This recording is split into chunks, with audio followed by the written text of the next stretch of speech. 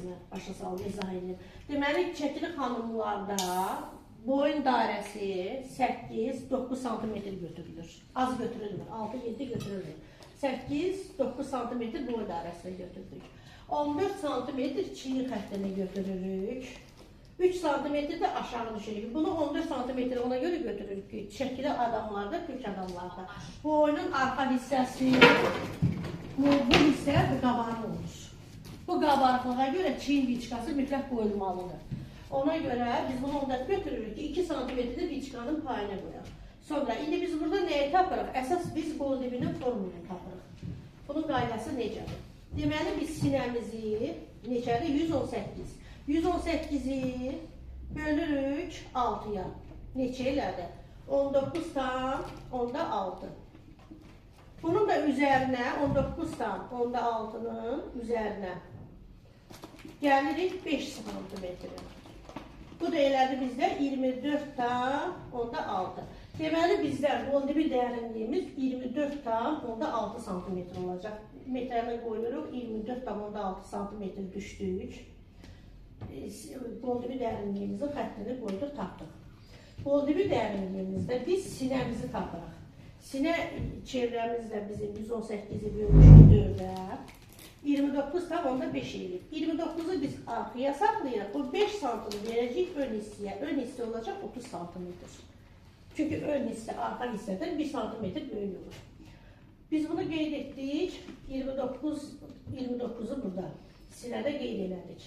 Etdikdən sonra qol dibi ilə çiyin xəttini birləşdiririk. Çiyin xətti ilə sinə çevrəsini birləşdirib qol dibinin xəttini çəkdik.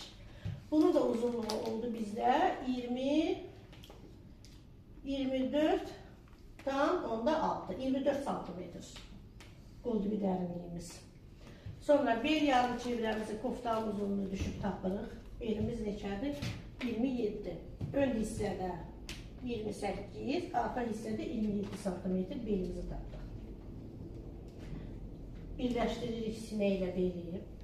Sonra, burada əsas nəyi götürürük? Qol dibi içəri keçmirik, kənarı ilə xəttin, qol dibi xəttinin. Sonra viçka payına. Boyun dairəsi 2 cm düşdük. Viçkamız necə olacaq? 4-6 cm keçdik, 4 cm keçdik boyun xəttindən sonra. 4-6 cm. 2 santimetrede viçkamızı götürdük. Arxa hissə, değil mi? Arxa hissədən, paltarın arxa hissəsi. Sonra çiyi xəttindən düşdük aşağı, viçkamızı çəkirik. Bunu ona göre ki, qabarıqlıq yaranmasın. Sonra arxa hissədə çəkili xanımlarda boyun dairəsinə görə çiyi xəttini artırırıq. Ola bilsin ki, arxada kürəyi çox qabarıqlı olsun. 1-2 santimetr artırırıq, arxa pay veririk çiyin xəttinə. Çiyin rahat otursun. Arxa hissə ön hissəni dartıb aparmasın. Artıq payımızı verib bu cür biçirik. Viçka istəyiriksə viçka da yenə eyni qaydada sinə arası ilə götürülür. Arxa hissədə bel 2'yə bölünür. Belimiz neçədir? Məsələn, belimiz bizdə oldu. Bel neçə oldu? 28. 28'i 2'yə böləndə 14 edilir də. 14'ü 2'yə bölürük viçkanın sağ-sol tərəfindən, 14'ün sağ-sol tərəfindən yuxarıya 12-14 cm qalxırıq. Bu qalxanda burada qabarıqlıq yaranırsa, onda 14 cm qalxırıq, biraz qabarıqlığı yıxsın deyə.